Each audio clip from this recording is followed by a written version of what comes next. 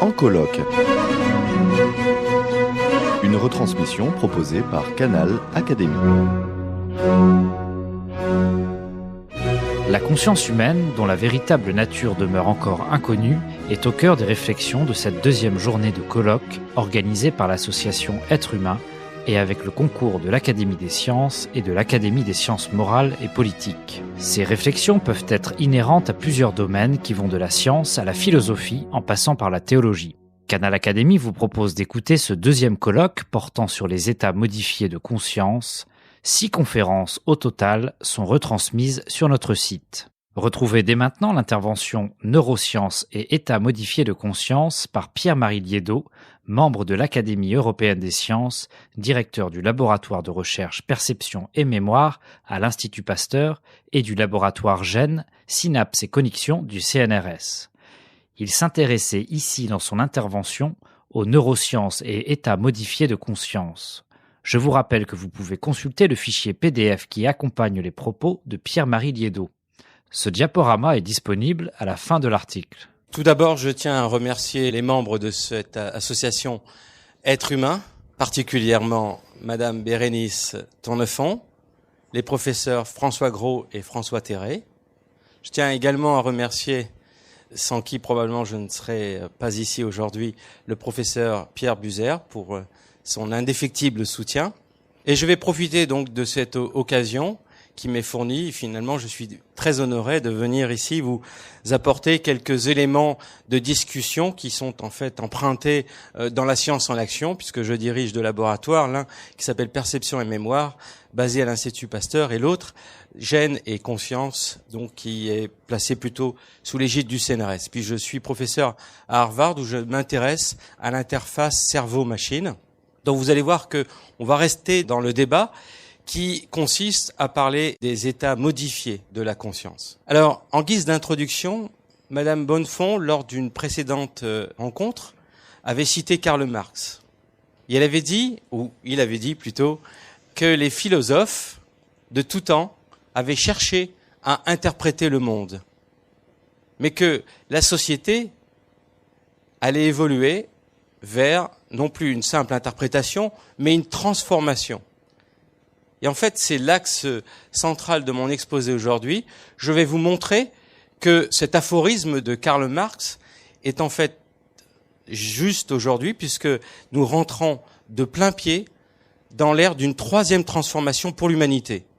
Je vous rappelle, la première transformation qui a changé radicalement l'humanité, c'est lorsque nous arrivons à maîtriser, ou tout au moins à transformer, puisque je reste dans l'ère de la transformation de la matière en énergie, le feu, la lampe à huile.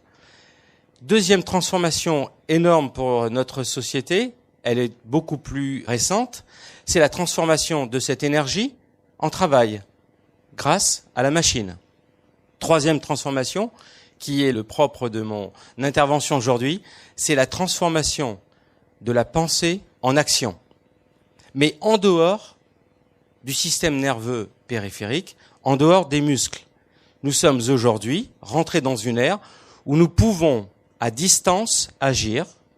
Alors, on a entendu parler des tordeurs du cuillère ce matin, etc. Je ne fais pas appel à ce genre de constat, même s'il existe, je ne veux pas le dénigrer, mais je vais vous montrer comment la science peut apporter des lois qui, justement, nous permettent, à partir de l'observation expérimentale, d'être aujourd'hui rentrés dans cette transformation qui est celle donc de la pensée en action.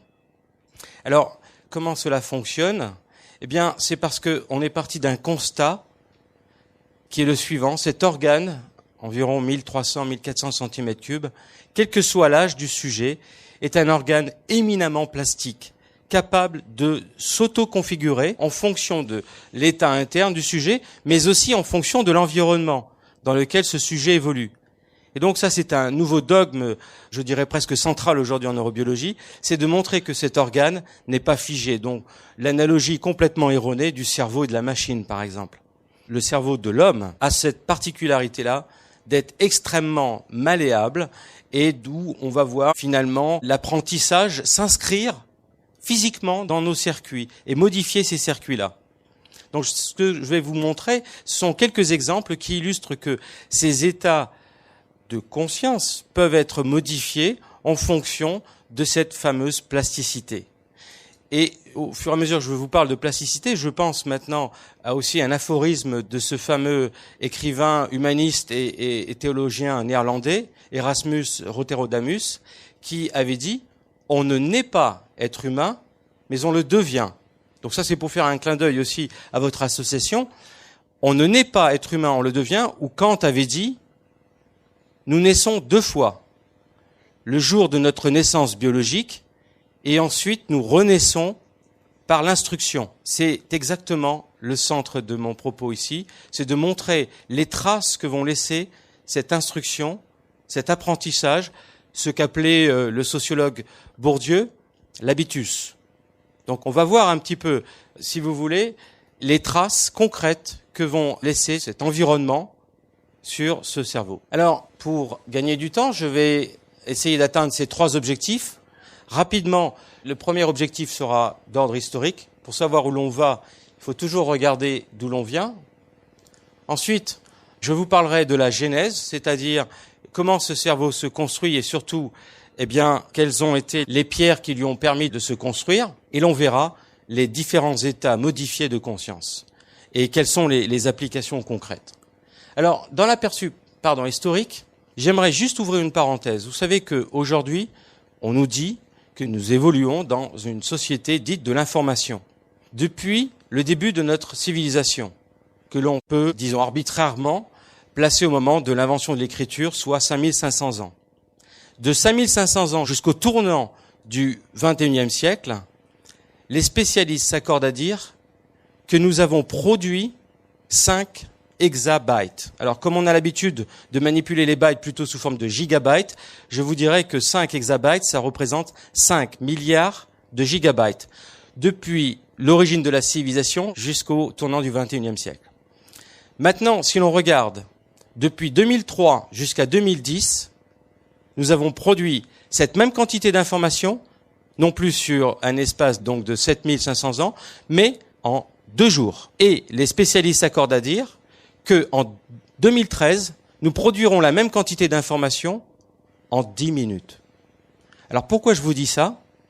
Parce que pour un chercheur, nous devons rester modestes et non plus se concentrer sur ce que l'on sait. Il faut regarder au-delà des faits. Et l'on doit plutôt se poser les questions sur ce que nous ignorons.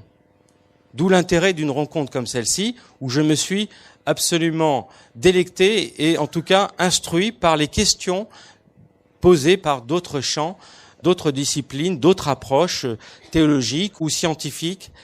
Et donc c'est vraiment important de prendre connaissance de cette idée que nous sommes rentrés de plein pied dans une société de l'information où il faut savoir plutôt se concentrer sur ce que nous ignorons. Alors, quand on se concentre un petit peu sur ce que nous ignorons, on s'aperçoit bien qu'il existe des neuromythes. J'appelle les neuromythes, ce sont les mythes que l'on a inventés. Alors, pour les philosophes, vous savez, je fais appel là à l'école de Protagoras, et c'est donc le sophisme, où l'on a imaginé que des coachs, les coachs de l'époque, allaient pouvoir enseigner du prêt-à-penser sans chercher vraiment à comprendre ou quels sont les mécanismes, voyez ? Et donc, quand on utilise cette approche, vous avez, dans l'opinion publique, ces mythes. Ce sont des neuromythes. Ils ne sont certainement pas étayés par la science. Alors, puisque le sujet sont les états modifiés de la conscience, je vais prendre un neuromythe. Nous aurions un cerveau droit et un cerveau gauche. Certains seraient plus à même de travailler avec leur cerveau droit, les artistes, et puis les adeptes du rationalisme auraient le cerveau gauche très développé. On vous vend même des méthodes d'apprentissage pour faire travailler votre cerveau droit parce qu'à l'école, on l'a négligé, etc. Sophisme, c'est-à-dire c'est du prêt-à-penser qui n'est certainement pas basé sur des faits scientifiques. Alors, puisqu'on doit parler d'états modifiés de la conscience, je vais vous raconter cette histoire au tournant des années 70, quand des neurochirurgiens ont voulu, pour traiter des patients atteints d'épilepsie de façon récurrente et qui étaient récalcitrantes à tout traitement par voie médicamenteuse, avaient décidé d'intervenir et de couper une espèce d'autoroute qui relie l'hémisphère gauche à l'hémisphère droit. Cette autoroute s'appelle le corps calleux, mais peu importe. Donc, si un foyer épileptique démarrait dans l'hémisphère gauche, eh bien, puisque ces individus avaient ce corps calleux sectionné, l'hémisphère droit restait intact. Et donc la personne, même si elle déclenchait une crise, pouvait rester toujours au volant de la voiture, chercher à se garer et récupérer. Donc on a eu, dans les années 70, des individus, pour la première fois au monde, ayant un cerveau gauche et un cerveau droit, pour le fait, là, complètement autonome. Pourquoi c'en est devenu un neuromythe? Eh bien, parce que on s'est rendu compte par des tests psychologiques qu'il existait deux individus vivant sous la même boîte crânienne. Lorsque l'on projetait sur un écran le mot visage sur la droite, alors il y a deux prérequis à connaître pour comprendre ce que je vais vous dire. Le premier prérequis, c'est que tout ce qui se projette à droite de votre champ visuel viendra sur l'hémisphère gauche, ça croise, et puis donc ce qui est à gauche viendra à droite. Deuxième prérequis, l'aire du langage est à gauche. Donc maintenant, lorsque l'on projette sur un écran le mot visage, on demande aux personnes de nous faire un compte-rendu verbal. Elles trouvent le test extrêmement facile et elles sourient, elles vous disent « visage ». Puis, vous projetez maintenant à gauche le terme « visage » pour une autre cohorte de personnes ayant subi cette section du corps calleux. Vous projetez à gauche le mot « visage » et vous leur demandez de vous faire un compte-rendu verbal de ce qu'elles voient. Elles ne voient rien. Par contre, vous leur demandez de dessiner quelque chose. La première chose qui leur viendra à l'esprit, c'est un visage. Un peu plus fort. Vous projetez sur le même écran un manoir. Sur une des fenêtres à gauche, il y a une fumée épaisse et des flammes qui sortent. Et vous dites donc au sujet que vous voulez tester de vous faire un compte-rendu sur ce manoir en lui indiquant que ce manoir est à vendre et qu'il vaut que 10% de sa valeur marchande. Alors il va vous faire un compte-rendu extrêmement plaisant de ce manoir. Et il est beau, il y a des animaux sur la pelouse, etc. Et puis, vous lui demandez, souhaitez-vous l'acquérir? Il est à vendre, il vaut pas cher. Et là, vous avez tous les stigmates, ce qu'on appelle les marqueurs somatiques de la peur, apparaître. La peau devient blanche, sudation, etc. Parce que le cerveau droit qui voit les flammes ne peut pas parler, puisque l'aire du langage initial est à gauche, et donc il n'y a pas de compte-rendu verbal, mais pourtant l'individu est conscient de ces flammes, mais il ne peut pas relater de son état de conscience. Donc vous voyez ici deux individus qui vont lutter. Et ces individus, dans un supermarché, ils sont en face des paquets de lessive, par exemple, et ils vont rester une demi-heure. Parce que l'un va dire « je prends ça » et l'autre va dire « non, non, je prends pas ça ». Et ils resteront dans un conflit, puisque là, il y a les processus de prise de décision qui sont complètement perturbés, puisque deux individus vivent sous le même toit. Alors, maintenant, je vais vous parler un petit peu de l'émergence de cette conscience qui nous permet tous les jours de choisir la bonne lessive. Il faut savoir que cette histoire, c'est une double histoire. C'est l'histoire, d'une espèce, on l'a entendu tout à l'heure, l'histoire d'une espèce qui d'ailleurs, c'est intéressant, a été chassée de sa niche écologique par deux réchauffements climatiques. Donc vous voyez, il ne faut pas trop s'alarmer aujourd'hui quand on nous dit qu'il y a un réchauffement climatique. C'est parce qu'il y a eu des changements d'une forêt luxuriante où tout pouvait être pris à portée de main vers donc une forêt vierge qui s'est transformée en une savane aride. Et donc, l'Homo habilis a dû inventer la marche, il s'est trouvé bipède, et de cet Homo erectus, il a quitté ensuite, c'est l'histoire de Yves Coppens qui a quitté donc la corne de l'Afrique pour partir sur l'Asie. Et ce qui est assez intéressant, c'est pour ça que je vous interpelle là maintenant sur ce fait-là, c'est que cet Homo erectus est devenu un aventurier.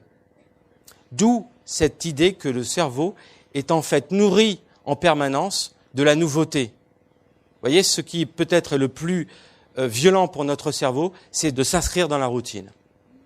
Donc, on va avoir un Homo sapiens qui va être en fait un aventurier, et on va retrouver, si vous voulez, dans cette conquête-là, différentes strates. Je ne reviendrai pas sur ce qui vient d'être dit tout à l'heure sur l'évolution, justement, des différents circuits qui vont permettre une certaine forme d'émergence de la conscience. Et puis, vous avez une autre histoire qui n'est pas celle de l'espèce, mais qui est celle du sujet. Dès la conception, jusqu'à finalement, on pensait que ce cerveau allait se stabiliser aux environs de 20 ans.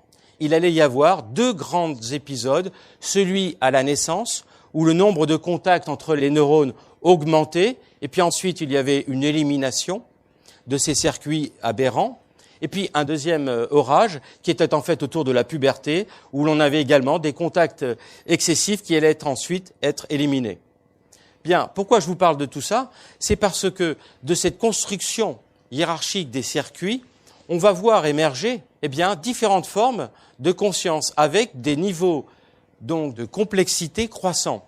Par de la molécule jusqu'au neurone, on va arriver au circuit. Donc quand on a un neurone tout seul, on ne peut pas, on a beau faire toutes les expériences que l'on veut, on ne peut pas voir émerger des formes plus ou moins simples de conscience.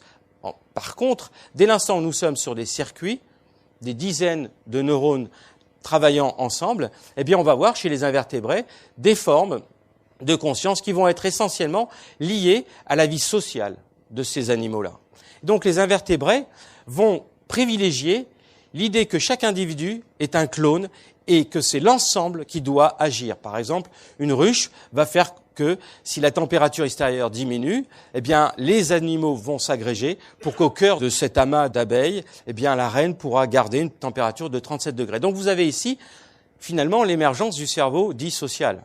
Nous allons choisir une autre stratégie chez les vertébrés. Les vertébrés vont avoir donc au cours de l'évolution d'autres complexités qui vont faire qu'il va y avoir émergence d'autres consciences que j'aimerais maintenant pouvoir développer.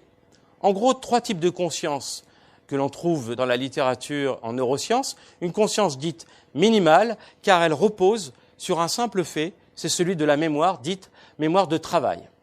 Ensuite, nous avons une conscience de base qui, elle, repose en plus de cette mémoire de travail. Donc, vous voyez, nous allons rajouter toujours un niveau de complexité supérieur. En plus de cette mémoire de travail, nous allons ici trouver des organismes qui sont capables d'imiter et qui vont avoir une intention partagée. C'est par exemple le cas des nouveau-nés. Ensuite, nous allons avoir une conscience de soi. Cette conscience de soi va apparaître chez l'enfant de 2 ans, que l'on retrouve également chez les chimpanzés. Cette conscience du soi est importante parce que c'est l'émergence du concept du soi et du non-soi. Et enfin, nous avons le niveau 4 de conscience, le plus élevé, c'est celui de la conscience réflexive, c'est-à-dire que c'est une conscience qui va reposer sur ce qu'on appelle la théorie de l'esprit, c'est-à-dire que je sais que tu sais que je sais.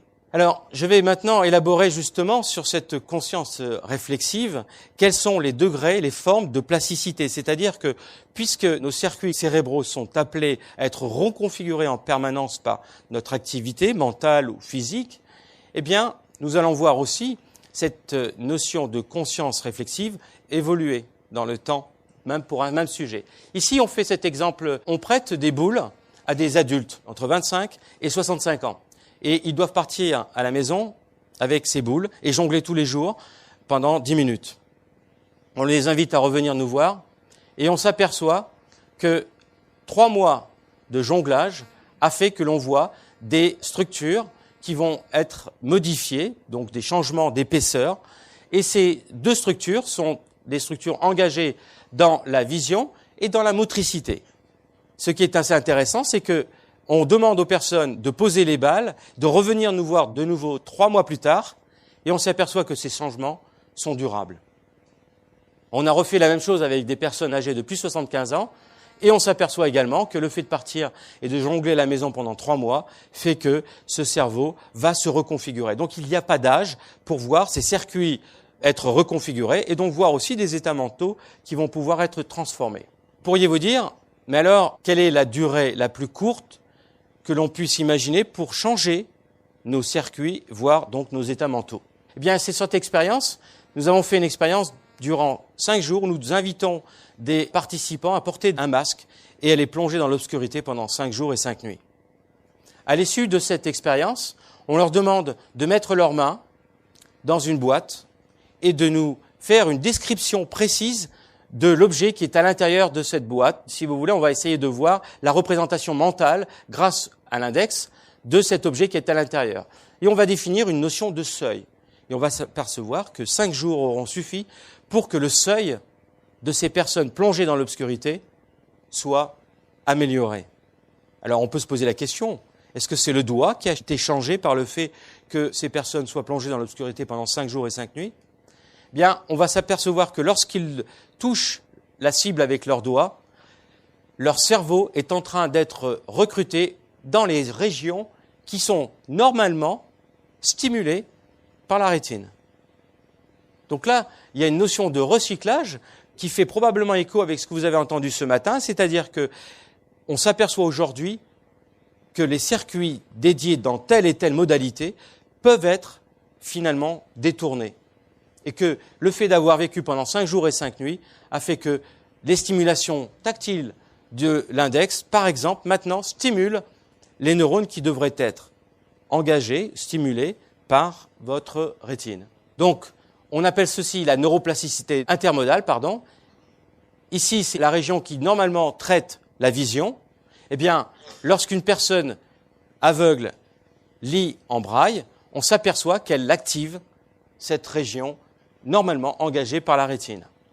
Lorsque une personne sourde voit devant elle une personne agiter ses mains, on s'aperçoit que cette région qui est en fait normalement dédiée à l'audition va être stimulée par le fait que l'on bouge nos mains devant cette personne. Ceci me conduit donc à vous parler de cette possibilité de transformer l'information qui normalement est gérée par différents circuits et transformer cette information, comme je vous l'ai dit depuis le début, pour que, selon vos souhaits, une machine puisse répondre à la commande. Alors, ceci est possible parce que des pionniers, tels que Pierre Buser, ont enregistré depuis les années 66, 70 et 80, ont enregistré l'activité électrique de différents circuits et ont décrit, si vous voulez, la pierre de Rosette, le code qui permet aux neurones de décharger des impulsions électriques et d'y voir derrière une intentionnalité. Ensuite, un peu plus tard, on a été capable d'améliorer les électrodes et surtout, en verre maintenant, à partir du singe, puisque dans ces premières époques, ce que faisaient ces pionniers, c'était d'enregistrer les neurones engagés dans une action. Par exemple, le singe voulant prendre sa banane, eh bien, on peut enregistrer l'activité électrique de ces neurones. Mais ensuite, ce qui est plus important, n'est pas uniquement d'enregistrer l'activité électrique, c'est de créer une boucle. C'est-à-dire que c'est ce qui a été cherché ici en vert. Le singe a émis le souhait de prendre un verre d'eau, et puis ce verre d'eau, vous le faites bouger au fur et à mesure qu'il cherche à prendre la cible, et vous allez pouvoir faire une boucle de façon à ce que l'animal réapprenne à penser et rechanger sa pensée pour atteindre la cible. Ça, c'est la fameuse boucle qui a été inventée là. Et depuis les années 2006, il y a maintenant une application directe en clinique humaine où des personnes atteintes d'accidents vasculaires cérébrales dans des régions clés qui permettent de traduire la pensée en action, ces régions étant détruites, eh bien, on peut maintenant faire en sorte que ces personnes peuvent utiliser leur pensée pour qu'à distance, ils puissent faire bouger un robot. Alors, ce que je vais vous montrer sur cette diapositive, c'est un robot qui est placé à côté de ce singe. Il est placé pour des raisons de câble à 1 mètre, mais il pourrait être placé à 10 000 kilomètres. Ce singe voit une récompense qui lui est tendue ici, c'est un chamallow, et sa main droite est immobilisée dans un tube. Ce que vous ne voyez pas, nous avons implanté des électrodes dans les circuits qui gèrent la motricité de cette main droite. Alors, il y a eu plusieurs années de travail. Comme l'animal s'est rendu compte qu'il ne pouvait plus bouger la main droite, eh bien, il a appris à repenser différemment pour qu'il prenne contrôle du bras roboïde qui est placé à côté de lui. Et vous allez voir la séquence où, par sa pensée, il va faire que ce bras peut se mouvoir et atteindre la cible, puis lui apporter la récompense. Et alors, en plus, on a bougé la cible pour montrer qu'il était capable de reconfigurer sa pensée. Je le montre une deuxième fois. Voilà, alors pourquoi je vous montre ces expériences? Parce que quand on a parlé tout à l'heure du niveau 4 de la conscience réflexive, en fait là, vous voyez bien qu'il y a une dimension qui va être supplémentaire, c'est la dimension du soi, même si l'objet du soi maintenant est placé à distance. Vous voyez, c'est ce qu'on appelle cette conscience subjective du soi et qui devient extracorporelle. Donc on est en train de modifier là des états de conscience. Alors vous allez me dire, quel est le statut de l'être humain, puisque là je vous montre des expériences sur le singe. Eh bien, pour le cas humain, voilà maintenant cet électricien qui malheureusement, après une fausse manip, s'est électrocuté les 2 bras. Eh bien, on a pu lui implanter 2 bras roboïdes, et ces bras peuvent se mouvoir parce que les nerfs pectoraux ont été connecté à cette machine. Et donc, par sa pensée, alors que ces nerfs devaient contrôler des muscles et ces muscles devant bouger les bras, eh bien, ces nerfs vont contrôler maintenant une machine. Et donc, ces bras complètement artificiels ont été incorporés au niveau du cerveau, du cortex de cette personne. Dernier exemple, qui est le plus récent, vous allez voir une tétraplégique, et cette tétraplégique va chercher par la pensée, alors elle est là, et vous voyez, par la pensée, elle peut faire que ce bras peut se mouvoir, peut se déplacer, elle va saisir la bouteille, vous voyez là, les électrodes sont implantées dans son cortex moteur, elle ne peut pas bouger les mains, suite à un accident au niveau du tronc cérébral, elle ne peut plus bouger son corps, mais par la pensée, voilà. Elle prend la bouteille, une paille ici. Vous pouvez me voir en même temps les mimiques, la difficulté pour penser. Et vous voyez là, par exemple, la pensée n'était pas bonne puisque le bras s'est éloigné. Mais là, elle va reconfigurer sa pensée. Il lui reste à faire une rotation de 90 degrés maintenant. Et elle va réussir. Alors bon, là, le problème pour elle maintenant, c'est que la pensée était concentrée sur le bras, donc elle n'arrive pas à aspirer.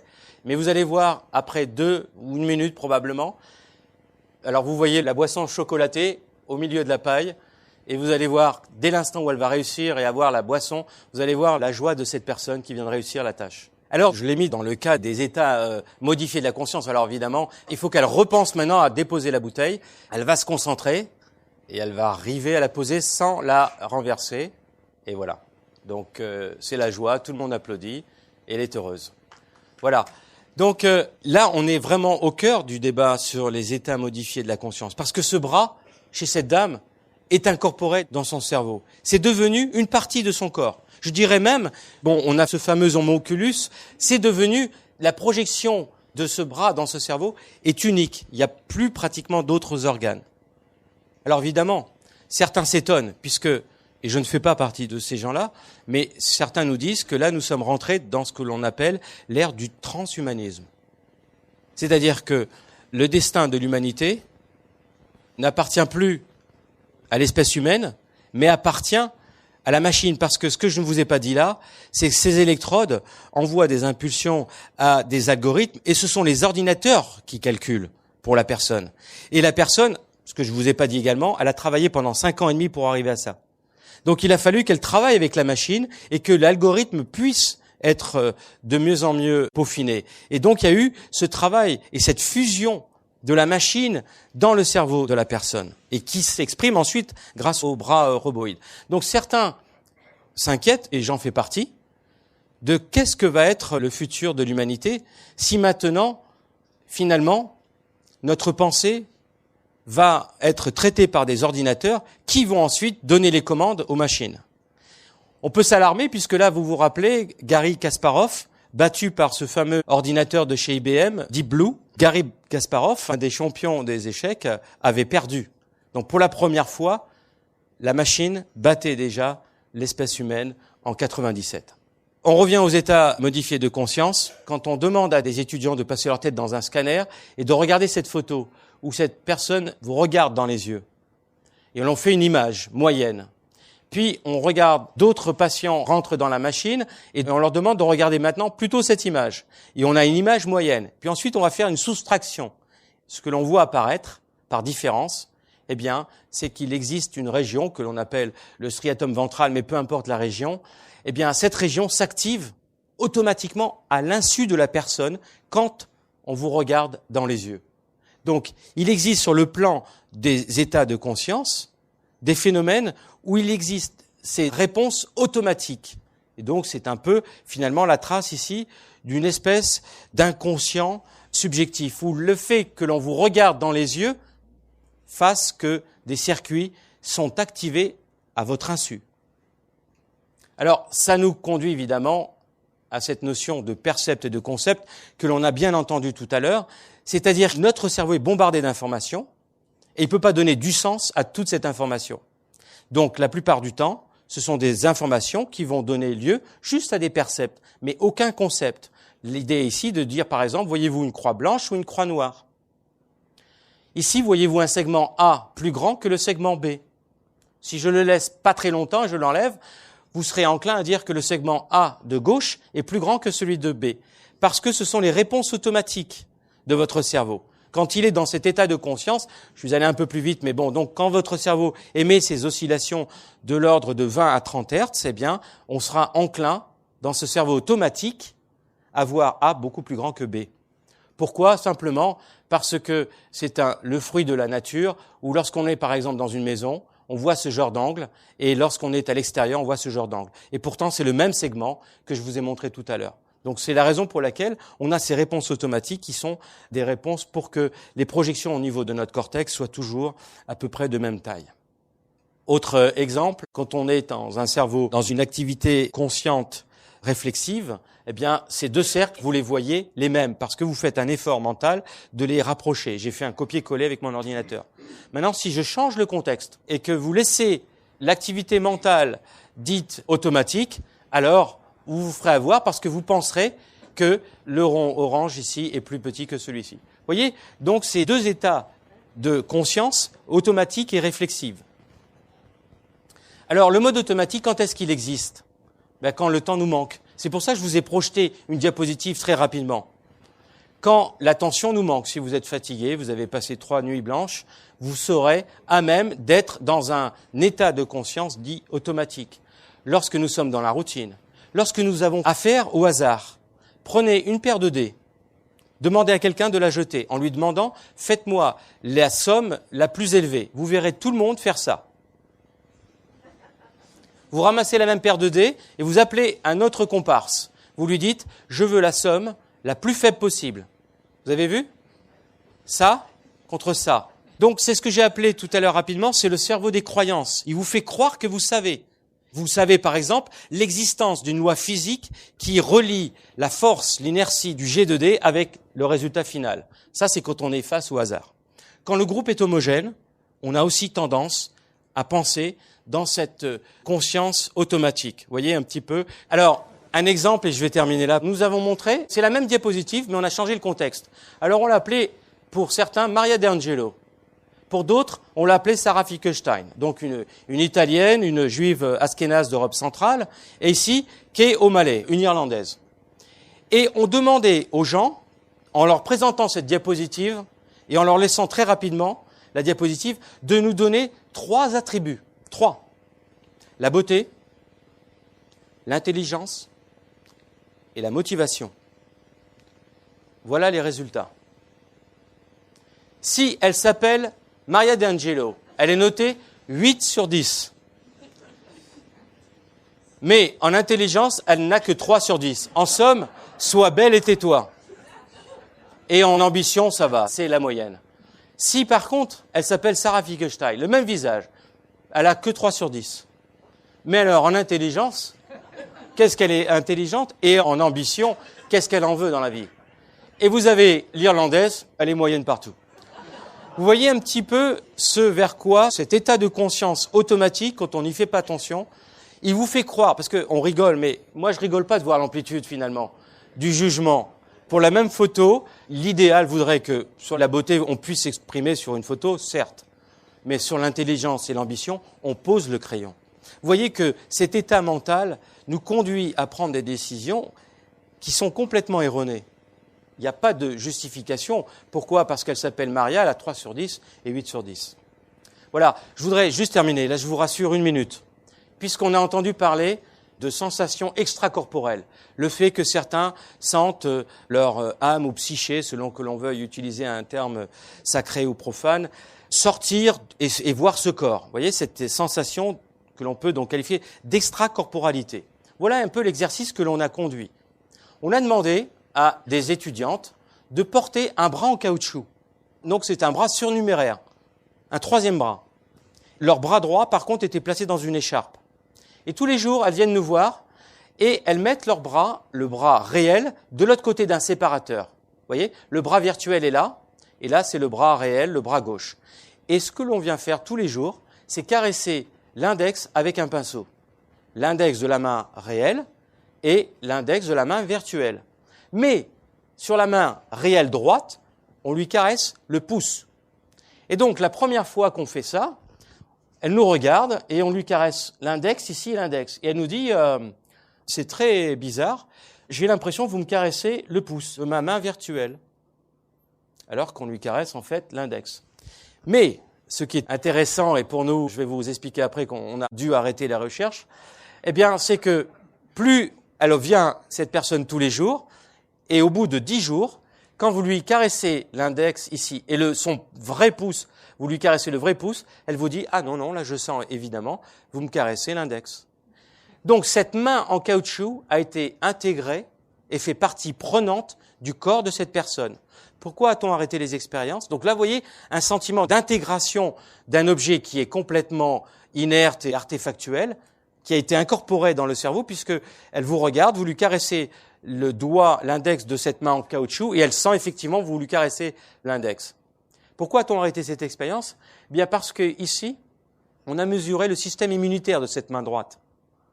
Le système immunitaire était effondré.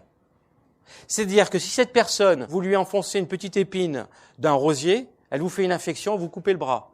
Si elle avait une cellule qui se divisait de façon anarchique, c'est un début de cancer. Parce que le système immunitaire est complètement mis au niveau le plus bas. Donc vous voyez ce qui se passe quand vous dites à quelqu'un, tu as 65 ans, tu rentres chez toi, tu ne sers plus à rien, tu prends ta retraite.